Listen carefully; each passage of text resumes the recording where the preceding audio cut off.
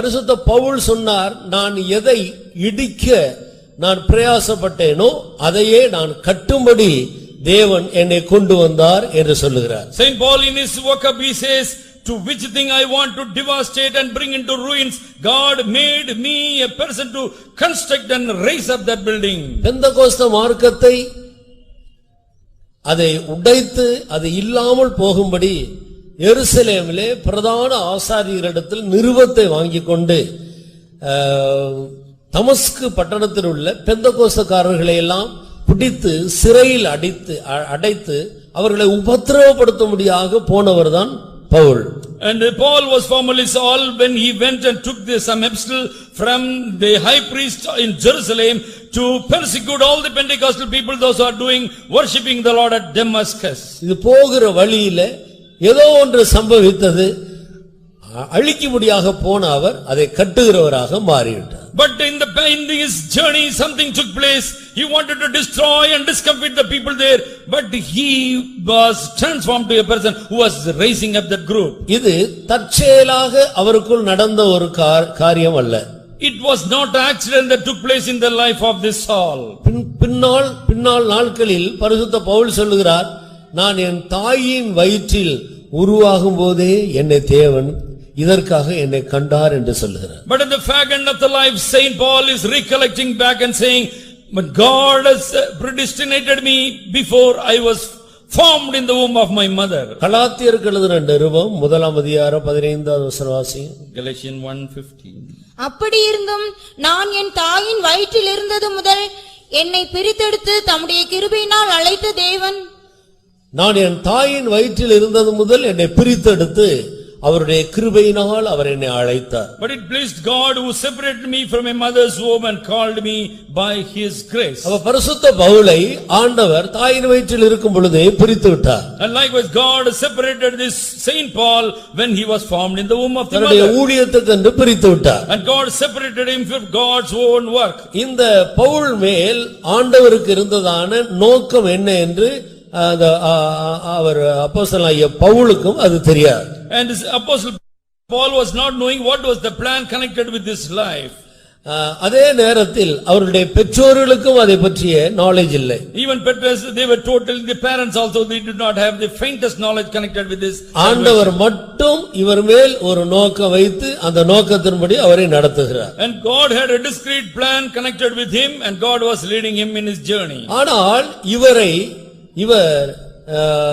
ஆண்டவர் இயேசு கிறிஸ்துவோடு சேர்ந்து அவருடைய வேலையை இவர் தீவிரமாய் செய்துவிடக் கூடாது என்பதற்காக அவரை ஆரம்பத்திலே பிசாசு தன்வசப்படுத்தி அவன் தன்னுடைய காரியத்தை செய்யும்படியாக இந்த பெந்தெகோஸ்து மார்க்கத்தை அழிக்கும்படியாக சாத்தான் சில காலம் வரைக்கும் பரிசுத்த பவுலை எடுத்து உபயோகப்படுத்திக் கொண்டிருக்கிறார். But strangely here we see Saint Paul was mightily captivated by the devil, so that he must not do the service of the Lord, but he must be a tormentor or persecutor of the Pentecostal realm.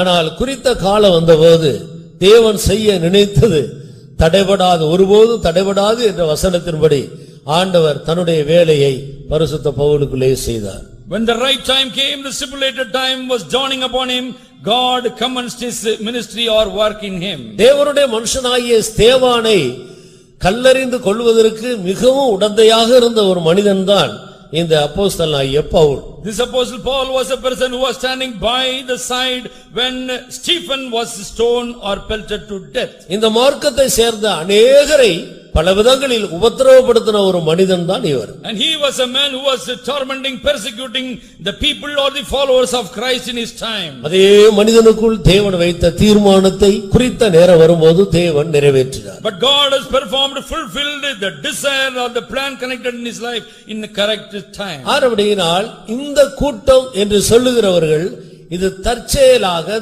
தாங்களாக வந்தவர்கள் அல்ல, இது தேவனுடைய முன் அறிவிப்பின்படியே அவருடைய தீர்மானத்தின்படியே பல ஜாதியிலிருந்து பல பாஷைகளிலிருந்து பல சூழ்நிலைகளிலிருந்து தேவனால் பிரித்தெடுக்கப்பட்டு கொண்டு வரப்பட்ட ஒரு கூட்டத்தார். Therefore this group of people we speak here, they have not come of their own with their own knowledge, but God has separated according to the predestination, calling and ordination of the Lord. ரட்சிக்கப்பட்ட தேவனுடைய பிள்ளைகள், அபிஷேகம் பெற்ற தேவனுடைய பிள்ளைகள், தங்களுக்கு ஆண்டவர் தந்திருக்கிற அந்த ஆவிக்குரிய அனுபவங்களை குறித்து நீங்கள் சாதாரணமாக எண்ணிவிடக்கூடாது. The saved people of the Lord here must never very commonly think about your salvation or the blessing you harvested after getting the infilling of the Spirit. தேவன் அவருடைய தீர்மானத்தின்படி உங்களை சந்தித்து இங்கே கொண்டு வந்திருக்கிறார். According to the predestination of the Lord, God has brought you right in this place. நீங்கள் தற்செயலாக வந்தவர்கள் அல்ல. Accidentally nobody has stumbled and fallen to this place. தேவனுடைய அநாதி தீர்மானத்தின்படி குறித்த நாள் வந்தபோது தேவன் உங்களை சந்தித்து கொண்டு வந்திருக்கிறார். Because of the everlasting plan of the Lord, in the correct stipulated time, God has handpicked you and brought you right here. அவர் அதனை தன்னுடைய காலத்தில் அவர் நிறைவேற்றுகிற தேவன். And God is a Lord who performs at will his will in the correct time. எல்லாவற்றுக்கும் சமயமும் தேவ செயலும் நேரிட வேண்டும். But for everything there must be the will and the pleasure of the Lord. ஆண்டவருடைய சமயம் ஒரு மனிதனுக்குள்ள வரும்போது அவர் என்ன செய்ய நினைத்தாரோ அதை அந்த மனிதனுக்குள்ளே செய்கிற வேளையில் அவர் தீவிரமாய் செயல்படுகிறார். And God very swiftly he will perform the things or according to the pleasure or the will what he has for a man. இந்த வேத வசனங்களை வைத்து அவருடைய தீர்மானத்தின்படி நான் அழைக்கப்பட்டிருக்கிறேன், நான் ரட்சிக்கப்பட்டிருக்கிறேன், நான் இந்த பெந்தெகோஸ்து அனுபவத்துக்குள்ளே தேவனால் கொண்டு வரப்பட்டிருக்கிறேன் என்ற முழு நிச்சயம் உள்ளவர்கள் தங்களுடைய கரங்களை உயர்த்துங்கள். கர்த்தருக்கு ஸ்தோத்திரம். Praise the Lord. யாரோ சுவிசேஷம் சொன்னதுனால, எங்க அப்பா அம்மா இங்கே கொண்டு வந்ததுனால, இங்கே வர வேண்டும் என்று சொன்னதுனால நான் வந்திருக்கிறேன் என்ற எண்ணத்தை மாற்றி விடுங்க. Today itself you put aside the thinking that because of the gospel of that person, because my father and mother dragged me here and I was baptized in waters, that you are brought to this group. இதே பெந்தெகோஸ்தையின் அனுபவத்தில் இருந்த பெற்றோர்கள் மிக கவனமாய் தங்களுடைய பிள்ளைகளை வளர்த்தாலும் சமயம் வரும்போது பெற்றோர்களுடைய எல்லா ஆலோசனைகளையும் தள்ளிவிட்டு கர்த்தருடைய வழியை விட்டு விலகி மிக மோசமான துன்மார்க்கராய் ஜீவித்துக் கொண்டிருக்கிற பெந்தெகோஸ்து பெற்றோர்களுடைய பிள்ளைகள் எத்தனை பேர் உண்டு? Empty number of people we can quote here. The Pentecostal parents very ardently they will raise up their words, but they are going into the world without giving any importance to the doctrines. ஆனபடியினால் நான் தற்செயலாக வந்தேன், என்னுடைய பெற்றோர்கள் இதில் இருந்ததனால நான் இதில் இருக்கிறேன், என்னுடைய நண்பன் சொன்னதனால வந்தேன், எங்களுடைய சொந்தக்காரங்க சொன்னதனால வந்தேன் என்று அப்படி நீங்கள் எண்ணி விடாதீர்கள். அவருடைய தீர்மானத்தின்படி தேவன் உங்களை இங்கே கொண்டு வந்திருக்கிறார் என்பதுதான் உண்மை. அதை உறுதிப்படுத்திக் கொள்ளுங்கள். And you must make sure that it is the purpose of God only brought you here, not because of the spelling of somebody else or by enforcement of a parents or your friend. அன்றியும் அவருடைய தீர்மானத்தின்படி அழைக்கப்பட்டவர்களாய் அவரிடத்தில் அன்பு கூறுகிறவர்களுக்கு சகலமும் நன்மைக்கு ஏதுவாக நடக்கிறது என்று அறிந்திருக்கிறோம். And we know all things work together for good to them that love God, to them that were called according to his purpose. இங்கே இருக்கிற ஒவ்வொரு தேவனுடைய பிள்ளையும் ஆண்டவருடைய தீர்மானத்தின்படி நீங்கள் அழைக்கப்பட்டவர்களாக இருக்கிறீர்கள். Every child of God who is seated here or been purposefully God has minted you out of this world. இந்த காரியத்தில் நீங்கள் அதிக உறுதியுள்ளவர்களாக இருக்க வேண்டும். And you must have concrete or you must have a great assurance connected with your calling. நம்முடைய வாழ்க்கையிலே உயர்வு வரக்கூடும், தாழ்வு வரக்கூடும், நம்முடைய வாழ்க்கையிலே நெருக்கங்கள் வரக்கூடும், நம்முடைய வாழ்க்கையிலே சாலங்கள் வரக்கூடும், நம்முடைய வாழ்க்கையிலே துன்பம் பல காரியங்கள் வரக்கூடும். ஆனால் நான் தேவனால் தெரிந்து கொள்ளப்பட்டவன், தேவனால் அழைக்கப்பட்டவன், என்மேல் ஆண்டவருக்கு ஒரு தீர்மானம் இருக்கிறது என்ற இந்த காரியத்தில் உறுதியுள்ளவர்களாக இருந்தால் என்ன நடந்தாலும் எல்லாம் உங்களுக்கு நன்மையாக மாறிவிடும். And you may be elevated, you may be promoted, or you may be debased, you may be rejected, you may be suffering persecution and afflictions, but if you have a concrete thinking that God has called you with this purpose, you will never stumble and you will offended. யார் இந்த ஒரு கருத்தை, இந்த ஒரு எண்ணத்தை, இந்த உண்மையை குறித்து யார் அசதியா இருக்கிறார்களோ அவர்களுக்கு தான் வருகிறதான காரியங்கள் தீமையாக சம்பவிக்கிறது. And all the people are slothful connected with this purpose, they will be getting wearied and be fainted on their afflictions. Jonah தேவனால் தெரிந்து கொள்ளப்பட்ட ஒரு தீர்க்கதரிசி. And Jonah was a prophet who was chosen by God. கப்பல் கலங்கியது, சமுத்திரம் கொந்தளித்தது. And the ship was almost shaken and there came tempest and raging wind. மீன் விழுங்கி விட்டது. And the great fish swallowed him up. ஆனால் அவன் கர்த்தரிடத்தில் திரும்பி தன்னை அழைத்த தேவனிடத்தில் அவர் நெருங்கின போது அதே மீன் கப்பல் போகிற வேகத்தை விட அதிக வேகமாக போய் கரையில கக்கி விட்டது. The correct time, the correct repentance when Jonah had in his life, right in the belly, God made the same ship or the fish to carry him very swiftly to the shore which God wants to take him through.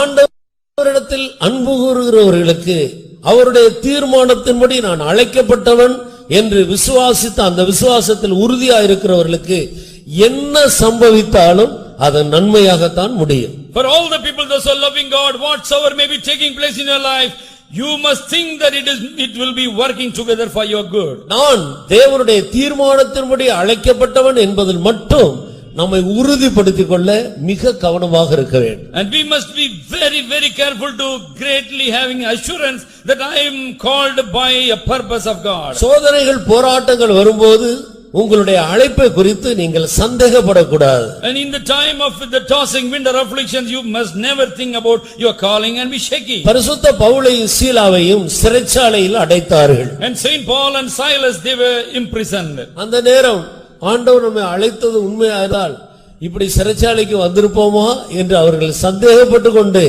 சிறைச்சாலையில் கலங்கி இருந்தால் சிறைச்சாலையின் அஸ்திவாரம் அசைந்திருக்குமா?